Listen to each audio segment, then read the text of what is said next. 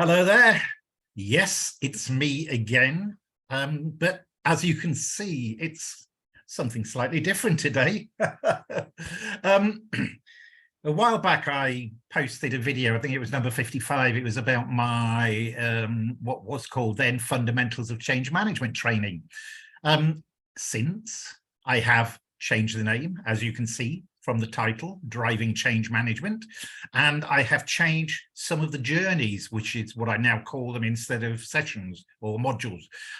So I thought I'd better do another video here on YouTube, but this time I'll include some slides with the video, if that's okay with you. It is good. So let's get started.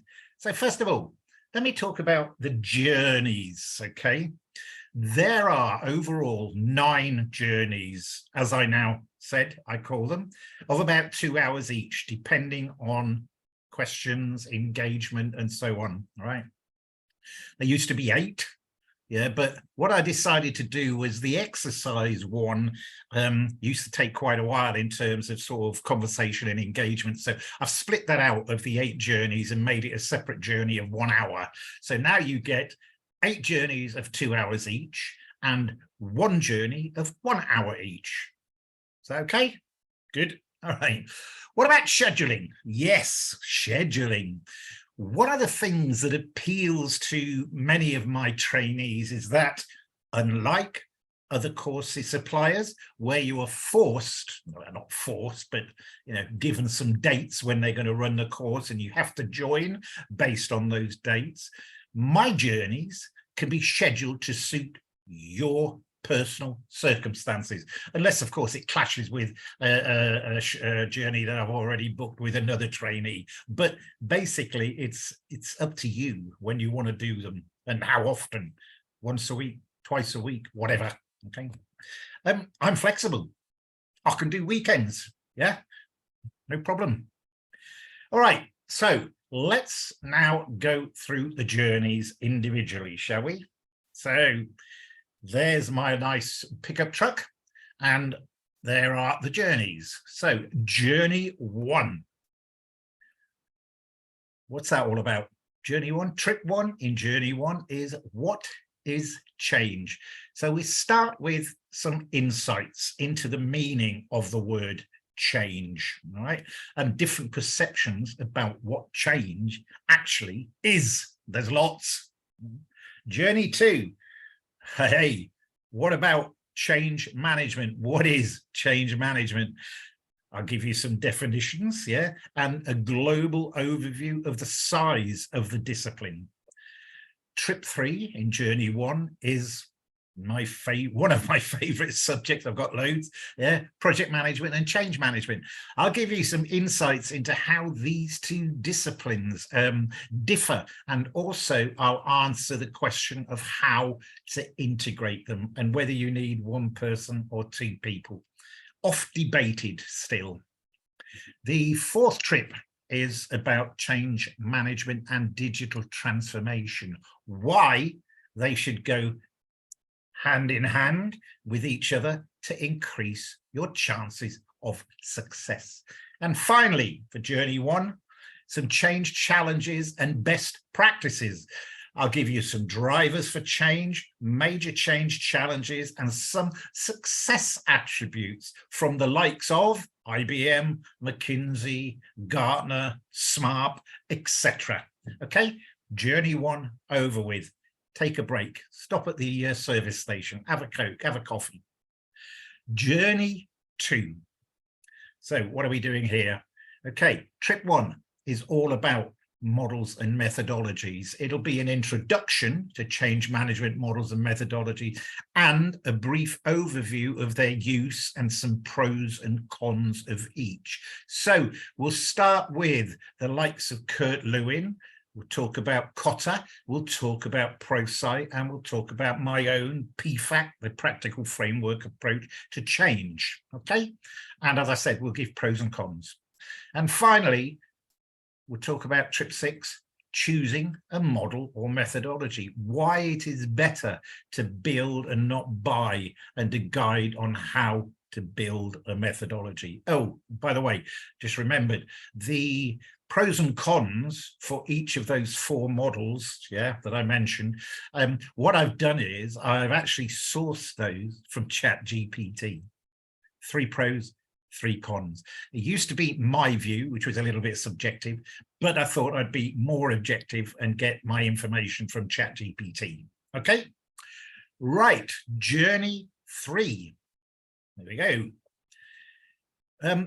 Trick 1, organization change readiness, something you do right at the beginning of your change initiative. Yeah, I'll tell you how to, well, not tell you, I'm not going to tell you. I will advise you how to undertake an organization change readiness assessment to understand if your organization is ready for change or not. Trick 2 is about ways of implementing change, and I'll go through 5 different ways, different approaches to implementing change, starting at directive, going down to participative. I often have problems with that word, my teeth fall out. No, just joking. And I'll give you examples of when best and not best to use each of the approaches. All right. Trick 3, the psychology of change, the way people are impacted and their reactions to it, and details of various approaches on how to change people's habits, mindsets, and behaviors. Okay, this is where it gets interesting. And then as a natural follow-on from that, I'm going to be talking about the neuroscience of change, which is something that is coming more to the fore. I'll give you an overview of how this works, the old grey matter, how it reacts to change, all right, and why it is wired to resist, and how to actually overcome that resistance. So journey 3, another coffee. Sorry. Journey 4, trip 1, changing organizational culture. So I'm going to cover this complex subject of changing culture, and I'll provide you with the traditional view of how it's done, some new thinking from some research that has been done, and then I'll give you the easy way to do it, my way. Yeah, there's a song there, but I'm not going to sing it, don't worry. Trip 2, managing change resistance. I'll examine the causes of change resistance. I'll advise you of how to manage them and the needs of people and how to inspire them to support change rather than resist.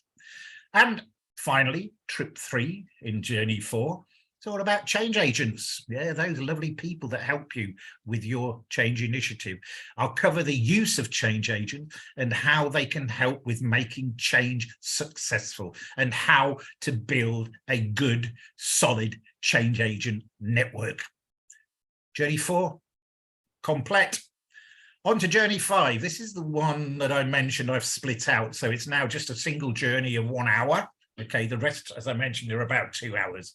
So this is all about the change management exercise. I'll send you a scenario, which I would ask you to read and then answer a number of questions related to that scenario under the domains of communication, process, people, and performance. Return your answers to me. What I will then do is I'll create some slides and compare your answers with my answers and go through them with you during that session, and we can discuss any differences. Okay, great. Journey 6, from now on we're going to talk about my practical framework approach to change, and each one of these journeys, trips, within the journeys will have a case study, some old ones, some new ones. Right, so we start with sponsorship. I'll detail different types of sponsors and their roles and responsibilities. Yeah, I'll give you some key generic activities that I think they should be responsible for, and then as an end I will split down those activities into specific project phases. The next one is stakeholders. I'll run through a very simple engagement model, stakeholder engagement model, and how stakeholders can be analyzed and managed. Third trip is communication, that all-important subject. I'll give you an introduction again to a simple communication model, and I'll couple that with how to create change awareness and what different channels of communication can and should be used.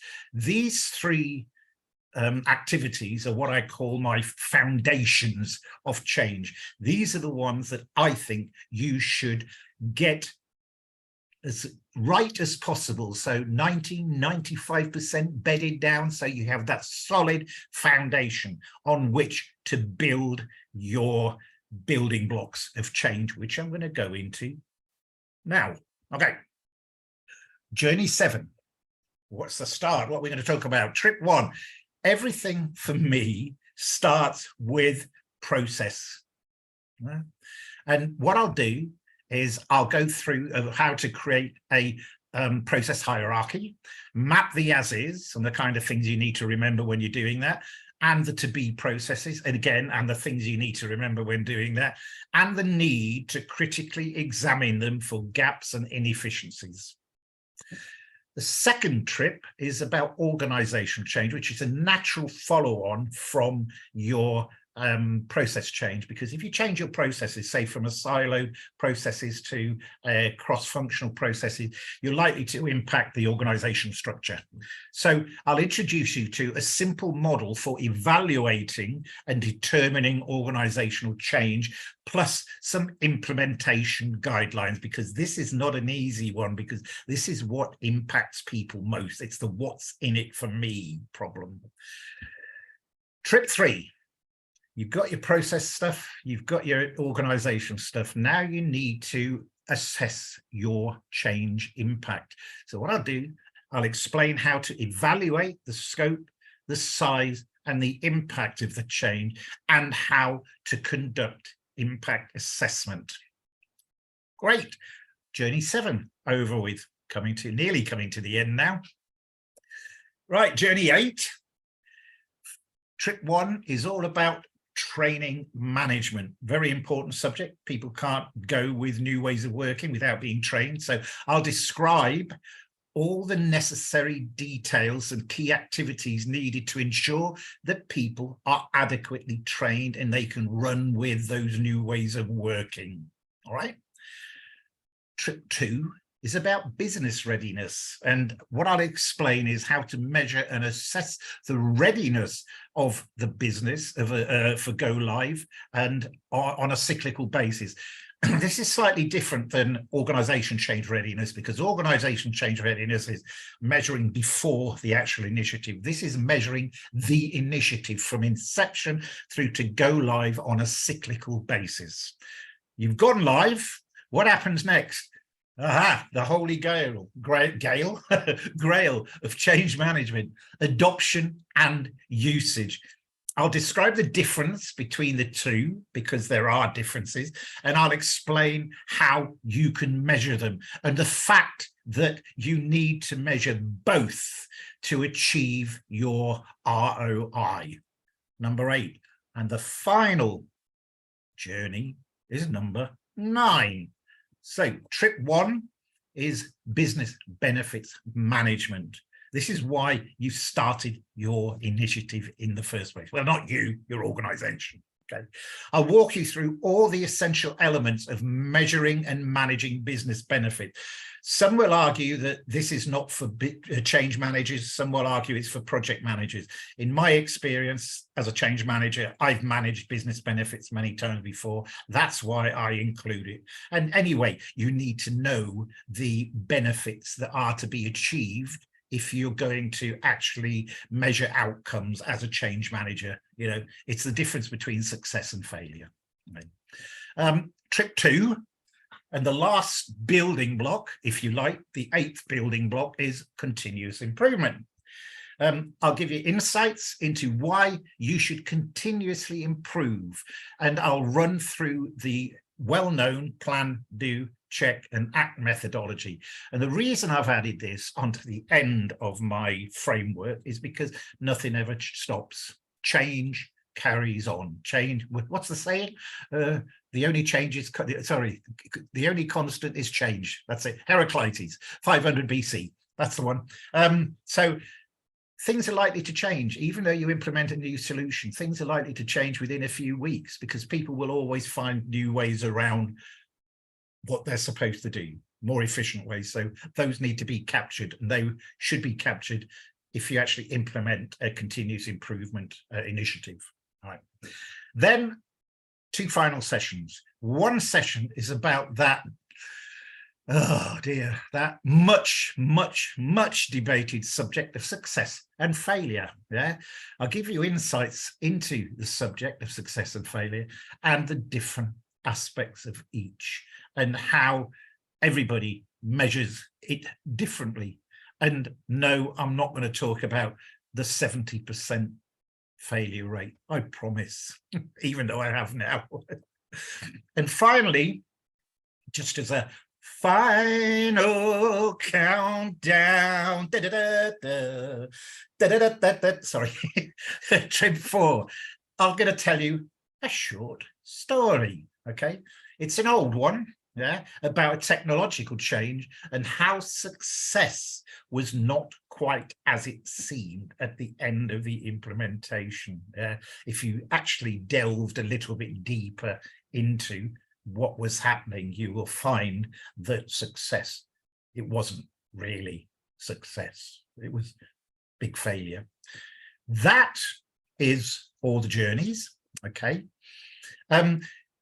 At the end of each journey, I will send you the slides in PDF format, but the other thing I'll do is I'll send you some additional resources. And those additional resources, yeah, will be related to what I've actually taught you during the journey. And they could be documents from my personal IP, any document that I've got that I think will help with your learning. Links to videos on my YouTube channel. If there's something I've already answered on my YouTube channel, yeah, it's a question, I'll point you in the right direction and you can have a listen when and where you feel like it.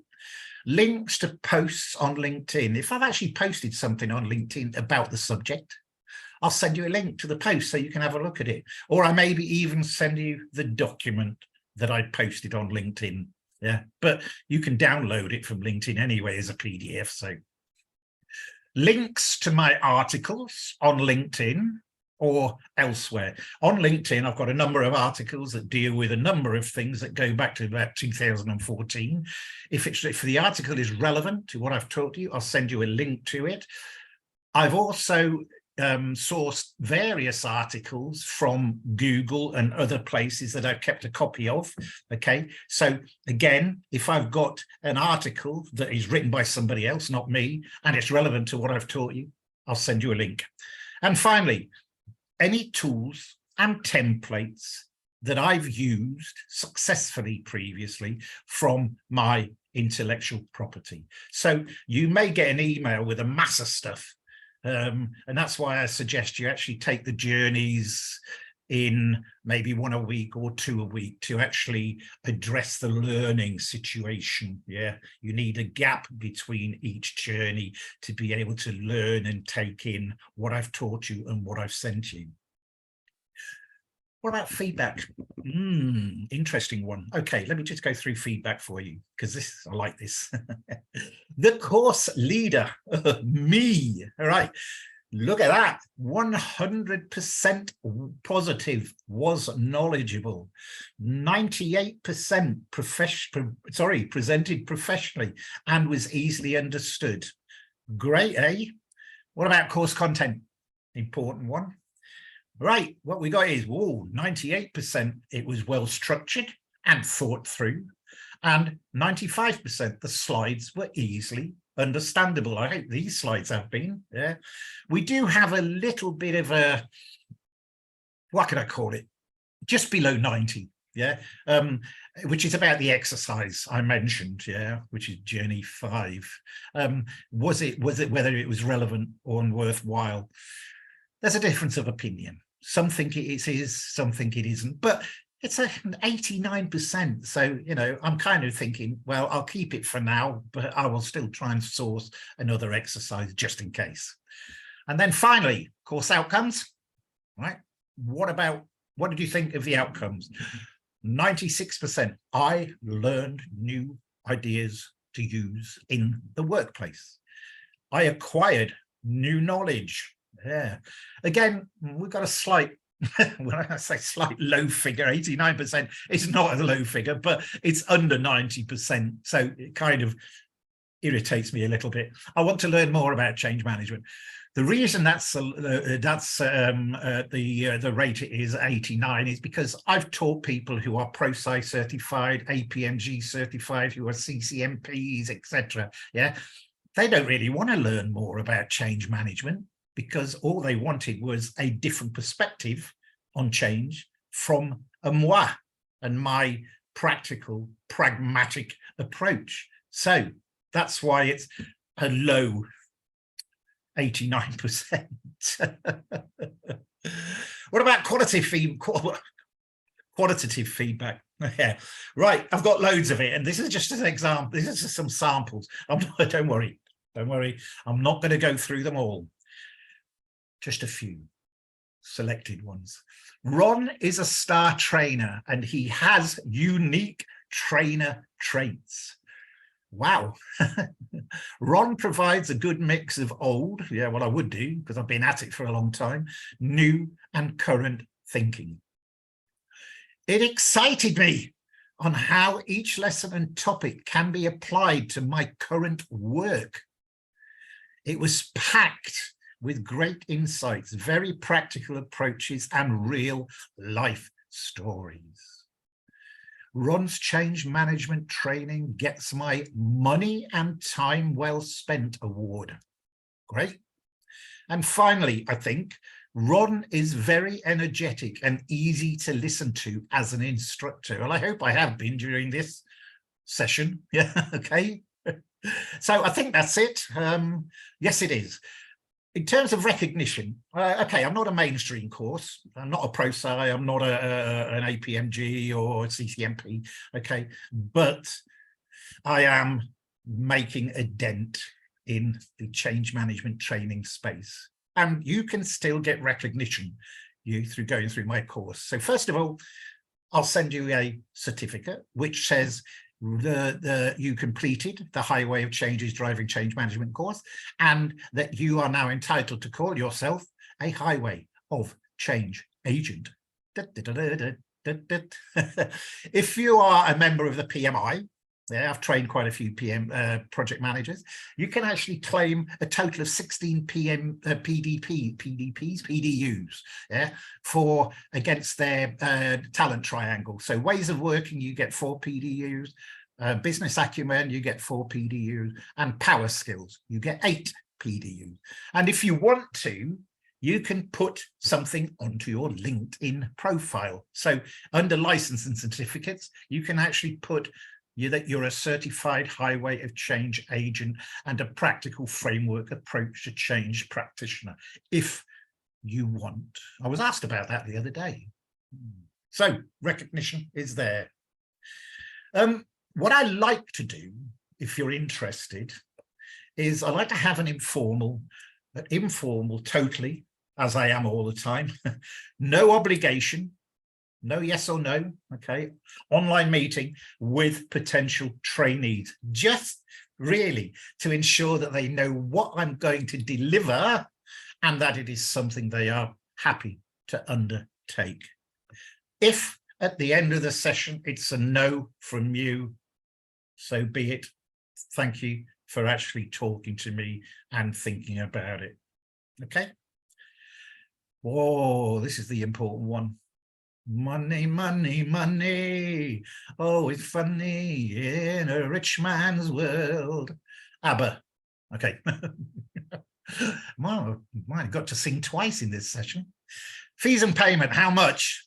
Well, I ain't gonna tell you how much, yeah. It's ridiculously competitive, though, when you compare it with the other training courses out there. like the ProSci's and the CCMPs and the APMGs of this world here. We can discuss this during the meeting, the online meeting I mentioned before, or if you want, I can send you details if you prefer it that way. I'm open to negotiation, not by a lot, but yes, I am open to negotiation. I think that kind of finishes the session. So I'll thank you for listening, and contact me should you be interested in my course. Okay, thank you very much and goodbye.